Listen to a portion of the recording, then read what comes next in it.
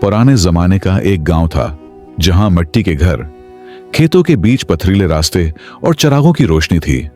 इसी गांव में सलीम नाम का एक लुकड़हारा रहता था जो सुबह सवेरे किल्हाड़ा कुंधे पर रखकर जंगल की तरफ निकल जाता। सलीम की बीवी सादा मगर नेक औरत थी। वो रोजाना नदी से मिट्टी के घड़े में पानी भरती, घर लौटती और चूल्हे पर रोटी पकाती। उनके उर्द गर्द मवेशियों की आवाजें और परिंदों की चहचहाहट गूंजती रहती। सलीम का बेटा दिन भर गांव के बाहर मवेशी चराता। शाम को वो अपने बाप के साथ लकड़ियां उठाकर झोंपड़ी की तरफ वापस आता। उनकी आंखों में थकन के साथ सुकून की चमक होती थी। सलीम की झोंपड़ी मिट्टी की दीवारों से बनी थी। बाहर एक पुराना बरगद का दरख्त था। शाम होते ही वो दरख्त के नीचे बैठकर दुआ मांगता। इसके चेहरे पर इत्मीनान होता, जैसे दिल में कोई खौफ ना हो। गांव वाले सलीम को इज्जत से देखते क्योंकि वो सच बोलने वाला, नरमी से बात करने वाला और किसी का दिल न दिखाने वाला इंसान था। उसके सच्चाई भरे लफ्ज अक्सर गांव के बच्चों के लिए मिसाल बनते। रात को जब पूरा गांव खामोश हो जाता, चिरागों की लो हुआ में डोलती, सलीम अपने बेटे को कहानियां सुनाता। कहानियां सच्चाई, मेहनत और अल्लाह पर भरोसे के बारे में होते।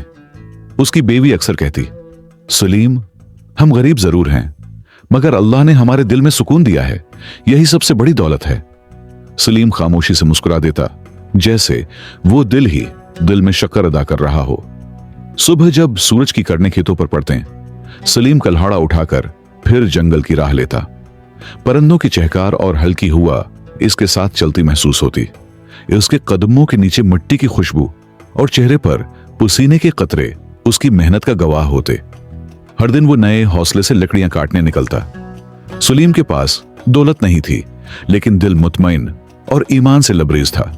इसकी जिंदगी में सादगी थी, मगर इसी में असल खुशी छुपी थी। एक दिन सुबह सवेरे जब धुंध अभी खेतों पर फैली हुई थी, सलीम ने अपना पुराना कल्हाड़ा उठाया और जंगल की तरफ निकल पड़ा। इसके साथ उसका छोटा बेटा हारिस भी था, जो बस 12 साल का नाजुक सा लड़का था। सलीम ने दरिया के किनारे बड़े बड़े दरख्त देखे जिनकी जड़ें पानी में धंस चुकी थीं। वो एक दरख्त के नीचे पहुंचा और बिस्मिल्लाह कहकर लकड़ियां काटने लगा। हारिस पानी के किनारे बैठकर कंकरियां फेंकने लगा। हर कंकरी के साथ पानी के छींटे सूरज की रोशनी में मोतियों की तरह चमक उठते। अचानक सलीम का कुल्हाड़ा फिसलकर दरिया में जा गिरा। पानी गहरा था और धार तेज। वो परेशान हो गया क्योंकि वो कुल्हाड़ा ही उसका रोजगार था। सलीम किनारे पर बैठ गया, चेहरा जमीन की तरफ झुका हुआ, आंखों में अफसोस। हारिस ने आकर बाप के कुंधे पर हाथ रखा। अब्बा, अल्लाह कोई रास्ता निकालेगा। सलीम ने आसमान की तरफ देखा और आहिस्ता से दुआ मांगी, ए अल्लाह, तो ही मददगार है, मेरा रोजगार तेरे हुक्म से है। उसी वक्त दरिया के पानी में हलचल हुई, जैसे कोई कुव्वत अंदर से जाग उठी हो। पानी के बीचों बीच एक नूरानी हस्ती जाहिर हुई। वो दरवीश कामरान था, जिसके चेहरे पर अजब रोशनी थी। कामरान दरवीश ने नरमी से कहा, ऐ सलीम, तुम क्यों गमगीन हो? सलीम ने मुअद्दबाना लहजे में सारा हाल बयान कर दिया। दरवीश ने अपनी लाठी पानी में डबोई और थोड़ी देर बाद एक सुनहरा कल्हाड़ा बाहर निकला जो सोने का बना था। यह तुम्हारा कल्हाड़ा है? दरवीश ने पूछा। सलीम ने सर झुकाकर कहा, नहीं हुजूर, मेरा कल्हाड़ा तो लोहे का है, ये नहीं मेरा। कामरान ने मुस्कुराकर कहा, सलीम, तुम सच्चे बंदे हो, अल्लाह तुम्हें आजमाइश में कामयाब करेगा। नहीं बाबा, मेरा कुल्हाड़ा लोहे का था। बाबा, नामान ने दोबारा हाथ उठाया। इस बार चांदी का कुल्हाड़ा पानी से भरा। बेटा यूसुफ, क्या ये तुम्हारा है? दरवीश ने पूछा। यूसुफ ने फिर इनकार किया। नहीं बाबा, मेरा वो आम सा कल्हाड़ा था जिसका दस्ता भी टूटा हुआ था। है बाबा। नामान ने मुस्कुराकर तीसरी बार दरिया की तरफ देखा। इस बार पानी से जंग आलूद लोहे का कुल्हाड़ा नमूदार हुआ। यूसुफ की आंखों में खुशी के आंसू आ गए। हाँ बाबा, ये मेरा है। बाबा, नामान ने खुश होकर कहा, यूसुफ, तेरी सच्चाई ने तुझे तीनों कल्हाड़े दिलवाए। पानी में एक नूर की लहर दौड़ गई और तीनों कल्हाड़े यूसुफ के सामने रख दिए गए। यूसुफ ने जमीन पर सजदा किया। है परवरदिगार, तू सच्चों का हामी है। उसके चेहरे पर एक नया नूर झलक रहा था। यूसुफ तीनों कल्हाड़े लेकर बाबा नौमान के सामने खड़ा था। दरवीश ने मुस्कुराकर कहा, यूसुफ, तेरी सच्चाई का इज्र दुनिया भी देगी और आखिरत भी। यूसुफ ने आजिजी से कहा, बाबा, मैं सिर्फ अपना लोहे का कल्हाड़ा रखूंगा, बाकी दो मेरे नहीं। बाबा, नौमान ने उसके सिर पर हाथ रखा। बेटा, यही तेरा इम्तिहान था। दरवेश ने तीनों कुल्हाड़े जमीन पर रखे और बोले, ये सोना और चांदी तेरे ईमान का इनाम है, ले जा, तेरा हक है। यूसुफ के चेहरे पर हैरत और आंखों में शुक्र के आंसू झलकने लगे।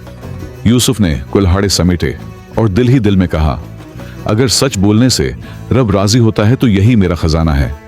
दरवीश मुस्कुराकर आसमान की तरफ देखने लगे। जब यूसुफ वापस गांव पहुंचा तो मरियम दौड़कर दरवाजे पर आई। यूसुफ ने सब माजरा सुनाया तो मरियम की आंखों से भी आंसू बहने लगे।